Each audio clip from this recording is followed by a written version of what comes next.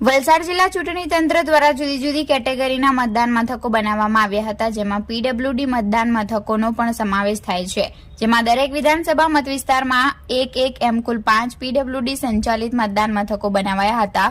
PWD મતદાન મથકની સમગ્ર કામગીરી ફક્ત પીડબ્લ્યુડી અધિકારીઓ દ્વારા જ કરવામાં આવી હતી.